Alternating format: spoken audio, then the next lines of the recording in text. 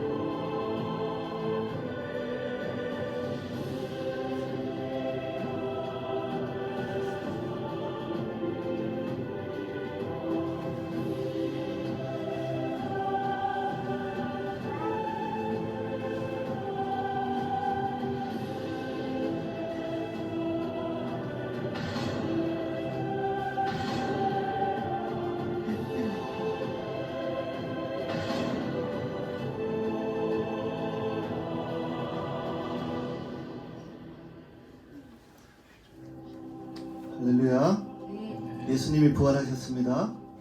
믿으십니까? 예수님의 부활은 안 믿는 사람들도 다 알죠. 오늘이 무슨 날인가 하면 부활절 다 아는 사실입니다. 우리가 이런 특별한 날만에 그런 부활의 예수님을 기억하는 것이 아니라 매일의 삶 가운데 그 부활의 주님을 우리가 믿고 또 나갔으면 좋겠습니다. 그림의 다음 보시면 자 이게 뭔 것 같아요? 가지. 어떤 가지일까요? 네, 너무 잘하시는 것 같아요. 포도나무 가지예요. 여기 뒤에 보시면 이제 여름 되면 이제 포도나무가 두 그루가 있는데, 그 제가 처음에 왔을 때 그대로 뭐 아무것도 손 안 대고 났을 때 포도가 엄청 많이 열렸어요. 근데 맛이 하나도 없었어요. 그래서 그 다음에는 가지치기를 막 했어요. 너무 많이 열린 것 같아서. 근데 너무 제가 가지치기를 잘 못하잖아요. 그래서 너무 많이 쳐가지고 열매가 몇 개 안 열렸어요. 세 송이가 네 송이 이렇게 열렸어요. 그래서 맛은 괜찮더라고요. 자, 그 다음 장 한번 보시죠. 네. 이렇게 가지치기를 하면 이렇게 멋진 포도송이들이 이렇게 잘 나옵니다. 그래서 이 농부가 가지치기를 어떻게 하느냐에 따라서 열매들이 이렇게 맺히는 거예요. 가지치기를 잘못하면 안 하면 열매들이 너무 많이 열려서 좋은 상품 있는 그 포도가 나오지 않고, 이렇게 잘 다듬으면 이런 포도 열매를 우리가 얻을 수가 있는 것을 보게 됩니다. 그래서 오늘 말씀이 포도나무, 참 포도나무 가지에 대한 말씀이죠. 나는 참 포도나무다 라고 했어요.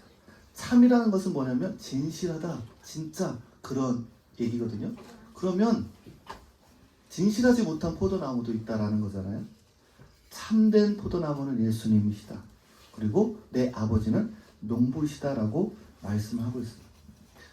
근데 오늘 읽은 본 말씀 중 2절에 뭐라고 되어 있냐면 내게 붙어 있으면서도 라고 되어 있어요. 예수님을 알지 못하는 사람에게 말씀하시는 것이 아니라 예수님을 아는 붙어 있는 사람에게 말씀하시는 거죠. 이 자리에 예수님을 알지 못하신 분이 계시다면 이제 예수님을 알아가고 또 믿는 것이 중요하겠죠. 그리고 예수님을 믿는 사람이라면 두 가지 가지가 있어요. 어떤 가지가 있냐면 열매를 맺는 가지가 있고 열매를 맺지 못하는 가지가 있다라고 되어 있어요. 아까 포도 그 가지를 한번 다시 보여주실까요? 네, 그 전에 이렇게 포도 가지들이 많아요. 근데 보면 가지들을 보면 쓸모없는 가지들이, 열매를 맺지 못하는 가지들이 있거든요. 그 가지를 어떻게 해요? 다 잘라서 버리게 되어 있다라는 거예요.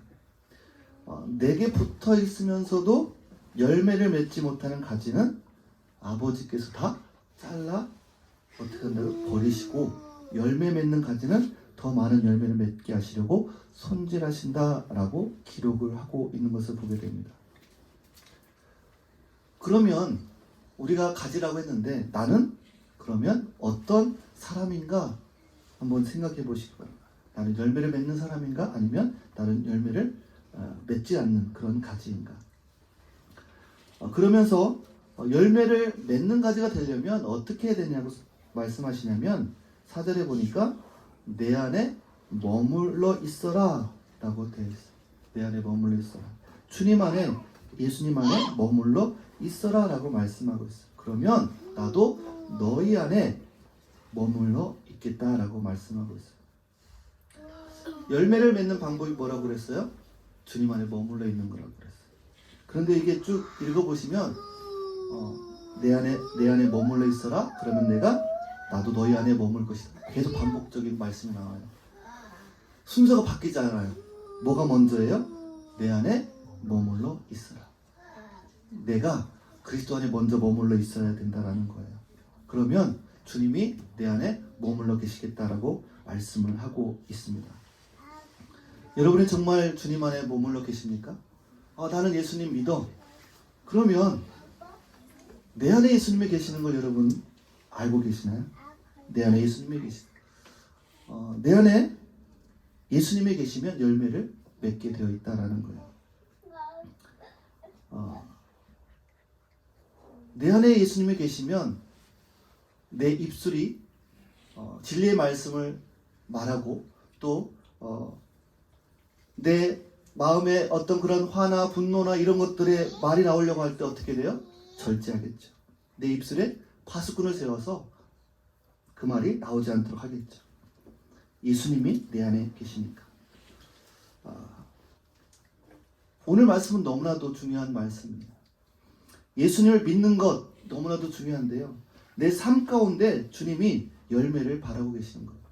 근데 그 이유가 있어요. 왜 하나님이, 주님이 내가 열매를 많이 맺기를 원하시는가? 그 이유가 11절에 나와 있는데 뭐라고 그랬어요? 내가 너희에게 이러한 말을 한 것은 내 기쁨이 너희 안에 있게 하고 또 너희의 기쁨이 넘치게 하려는 것이다. 무슨 말이에요? 우리 안에 기쁨이 넘치게 하고 싶다라는 거예요. 우리가 인생을 살면서 얼마나 힘들고 어려운 일들이 많아요. 짜증나고 힘들고 왜 이렇게 일은 안 풀려?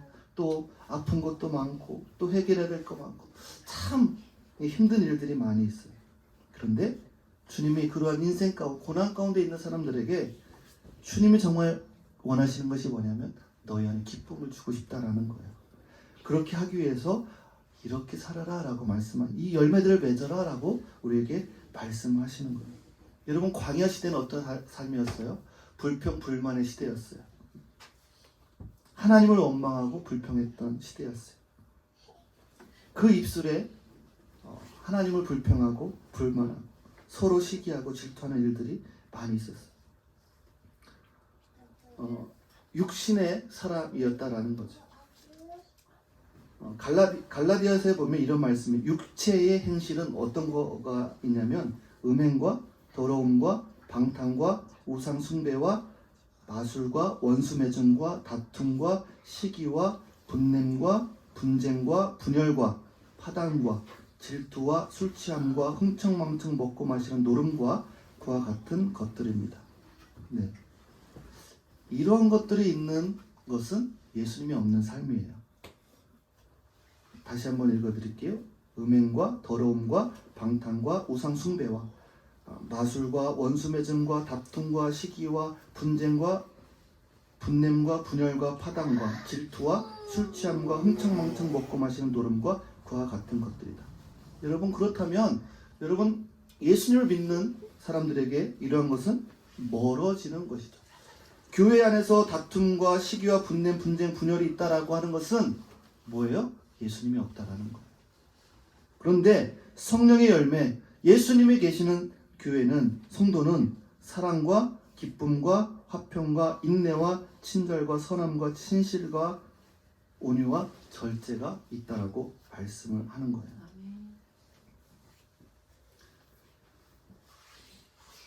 내 계명을 지키는 것이 주님께 거하는 거라고 했어요. 근데 그 계명이 뭐라고 그랬어요?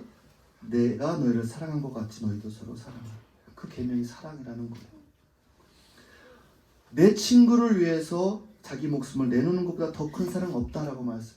내 가족, 내 자녀, 내 남편을 위해서 죽는 거 가능할 수 있어. 근데 친구를 위해서 내가 그 목숨을 버린다는 거예요. 그 친구가 누구예요? 바로 저와 여러분. 저와 여러분을 위해서 주님이 목숨을 버리셨다라고 말씀하고 있어요. 저는 이 밴쿠버 소망의 교회가 세워지면서 교회의 철학이 뭐냐, 목회의 관이 뭐냐 한다고 하면 바로 예수님 안에 거하는 삶이다라는 거예요. 예수님 안에 거하는 교회라는 거예요. 성령의 열매들이 나타나는 교회가 되어야 된다라는 거예요. 이것이 되어지지 않고 여러분 우리가 그리스도인으로 살아갈 수 없고 메말라 버리는 그런 가지와 같은 삶을 살 수밖에 없다라고 주님은 말씀하고 있어요. 오늘 말씀을 통해서 삶의 의미를 발견할 수 있는데 16절에 보면 너희가 나를 택한 것이 아니라 내가 너희를 택하여 세운 것이다. 하나님이 저와 여러분을 택하여 세웠다라는 거예요. 그리고 너희가 가서 열매를 맺어 그 열매가 언제나 남아있게 하려는 것이 우리 삶의 의미다라는 거예요. 열매가 어떻게 해요? 언제나 남아있게 하려는 거예요. 기분에 따라 맺히는 것이 아닙니다. 늘 열매는 맺혀 있는 거예요. 내가 기분 좋으면 맺히는 것이 아니라 기분 나쁘면 안 맺히고 그러는 것이 열매가 아니에요. 내가 기분 좋든 화나든 어려운 일이 있든 아프든 어떤 문제가 있든 열매는 항상 열리는 거예요. 그게 그게 진짜 열매인 거죠. 주님 안에 거하는 것, 주님 안에 거한다라는 것은 주님 안에 산다는 거예요. 함께 한다라는 거예요. 그런데요, 집을 나가는 사람들이 있어요. 그래서 자기의 마음을 분출합니다. 내 마음에 없는 이야기까지도 만들어서 얘기하죠. 화가 나면 없는 말, 있는 말 막 하는 거죠. 왜요? 주님 안에 거해야 되는데 거하지 못하는 거예요. 주님이 17절에 뭐라고 했냐면 내가 너에 명하는 것은 이것이다. 너희는 서로 사랑하여라. 한번 따라서 해볼까요? 너희는 서로 사랑하여라. 이것이 주님의 계명이고 주님 안에 거하는 주님의 말씀인 것이죠. 성도 간에 또 여러분의 교회 공동체 안에 가족 간에 여러분 서로 사랑하는 것이 뭐예요? 주님의 계명이고 주님의 열매인 것입니다. 여러분 세상은요 18절에 보면 미워한다라고 되어 있어요. 세상은요 사랑과 관련이 없어요. 세상은요 미워하고 세상에 속하였다면 세상이 그를 사랑한다고 그랬어요. 세상이 너희를 미워하는 것은 당연하다라고 했어요. 여러분 왜 그럴까? 세상은 왜 그럴까? 25절에 이렇게 말씀하고 그들은 까닭 없이 나를 미워하였다라는 이유가 없어요. 까닭 없이 나를 미워하였다라고 말씀하고 있어요. 주님 안에 거하는 삶이 너무나도 중요합니다. 그것은 하나님의 말씀이 우리 안에 있어야 되는 거예요. 여러분 제가 내일 죽어요. 근데 이 약을 먹으면 살아요. 이 구약과 신약을 먹으면 살아요. 그러면 이 약을 안 먹을까요? 내일 당장 죽을 병에 걸렸는데 이 약을 먹으면 산다고 그랬어요. 만약에 그 말을 믿는다면 이 약을 먹겠죠. 성경을 우리가 읽고 묵상하고 하지 않는 이유는 믿지 못하는 거예요. 왜요? 하나님이 말씀을 통해서 내 삶에 역사하시고 또 함께 하신다는 것을 믿지 못하는 거예요. 여러분 우리가 유명한 말씀 중에 하나가 7절에 있는데 무슨 말씀이냐면 너희가 무엇을 구하든지 다 그대로 이루어질 것이다. 너무 좋은 말씀이잖아요. 그래. 그래서 이 말씀 가지고 막 30일 기도, 100일 기도 하죠. 여러분 정말 경험해 보셨습니까? 너희가 무엇을 구하든지 다 그대로 이루어질 것을 경험해 보셨습니까? 성경 말씀이 이렇게 되어 있는 내 삶은 이 말씀과 전혀 상관이 없는 삶을 혹시 살고 있지는 않나요? 그런데 너희가 무엇을 구하든지 다 그대로 이루어질 것이다 라고 말씀하고 있는데 이 말씀이 전제 조건이 있어요. 뭐냐면 너희가 내 안에 머물러 있고 내 말이 너희 안에 머물러 있으면 이라는 거예요. 그러면 너희가 무엇을 구하든지 다 이루어질 것이다 라고 말씀하고 있습니다. 여러분 이 말씀은 사실일까요? 거짓일까요? 사실인 것이죠. 여러분이 내 안에 주님 안에 머물러 있으면 주님이 여러분 안에 머물러 계시면 여러분이 기도하면 이루어 주시겠다라고 말씀하고 있는 거예요. 이 말씀을 우리가 경험할 수 있었으면 좋겠습니다. 아니 제가 경험했으면 좋겠어요. 정말 하나님 안에 거하고 주님 안에 거하고 그 주님이 내 안에 거해서 내 입술에 내 삶에 그런 많은 열매들이 사랑의 열매들이 맺혀지는 그런 삶을 살고 싶고 그런 교회가 되고 싶고 또 그러한 공동체가 되고 싶습니다. 그것이 오늘 말씀의 핵심인 거예요. 그것을 통해서 우리에게 무엇을 주시길 원하느냐? 기쁨을 주시길 원한다라는 거예요. 우리가 이거를 해야 돼. 성경을 읽어야 돼. 이런 옥죄는 그런 말씀이 아니라 하나님이 성경 말씀을 읽고 묵상하고 그것을 내 안에 품으라고 하는 이유는 뭐예요? 기쁨을 주기 위해서다라는 거예요. 너희가 참된 기쁨을 경험하고 너희가 구하는 것을 내가 다 주겠다라고 주님이 말씀하고 있는 거예요. 여러분, 여러분의 성격에 문제가 있습니까? 자기 문제가 있는 사람이 있어요? 아니면 삶에 어려운 문제들이 있어요? 질병이 있습니까? 여러분, 하나님의 말씀이 여러분 해결하실 줄 믿습니다. 아멘. 하나님의 말씀에 능력이 있음을 믿으십니까? 아멘. 그렇다면 이 말씀을 우리 안에 채워야 되는 거예요. 아멘. 이 말씀을 날마다 묵상하고 읽고 기도하면서 예수님이 어떠한 분이신가, 내가 내 입술에서 내 마음 가운데서 하나님의 말씀에 어긋나는 것들이 있다면 회개하고 뉘우치고 주님 붙잡아 주시옵소서.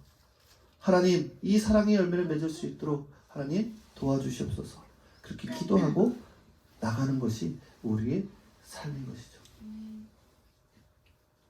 여러분, 우리가 정말 우선순위에 둘 것은 그리스도 안에 머무는 것입니다. 여러분이 머물 때 여러분의 자녀가 그것을 보는 것이죠. 여러분의 입술을 통해서 하는 말, 여러분들의 하는 행동, 그것들을 자녀들이 보고 아, 우리 엄마 아빠가 정말 주님 안에 거하는구나 라는 것을 아는 거죠. 그게 바로 신앙 교육이고 믿음의 유산을 남기는 것입니다. 아멘. 내게 붙어 있으면서도, 주님께 붙어 있으면서도 열매를 맺지 못할 수도 있다라는 사실을 우리가 기억하고, 쓸모없는 가지처럼 그래 그냥 붙어만 있어라고 얘기하기에는 이 본문에서 뭐라고 해요? 열매를 맺지 않는 가지는 어떻게 한다고 그랬어요? 가지를 쳐서 불꽃에 던져버린다고 그랬어요. 너무나도 무서운 말씀이잖아요. 그런데 이 말씀이 여러분 우리를 힘들게 하는 말씀이 아니라 우리에게 기쁨을 주기 위한 말씀이다라고 주님은 말씀하고 있어요. 내 계명은 이것이다. 내가 너희를 사랑한 것 같이 너희도 서로 사랑하라. 내 계명은 이것이다. 내가 너희를 사랑한 것 같이 너희도 서로 사랑하라. 여러분, 하나님이 주님을 사랑하셨던 것처럼 주님이 우리를 사랑하셨고 그 사랑으로 우리가 서로를 사랑하라고 말씀하고 있습니다. 그러면 그걸 어떻게 지켜야 되느냐? 내 계명을 어떻게 지켜야 되느냐? 주님 안에 머물러 있는 것이죠. 말씀 안에 머물러 있는 것이죠. 여러분, 그러한 우리 소망의 교회가 될 수 있었으면 좋겠습니다. 아멘. 여러분, 말씀을 늘 읽고 묵상하시기 바랍니다. 아멘. 그것이 여러분 우리가 살 길이에요. 아멘. 그것이 주님 앞에 머물러 있는 길인 것입니다. 아멘. 가출하지 마세요. 집을 나가면 안 돼요. 네. 집을 나가는 순간 내 입술에서는 엉뚱한 말이 튀어나오는 거예요. 엉뚱한 마음이 생기고 엉뚱한 생각이 나오는 거예요. 언제나 주님 안에 머무르는 저와 여러분 될 수 있기를 간절히 축복합니다. 아멘. 기도하겠습니다.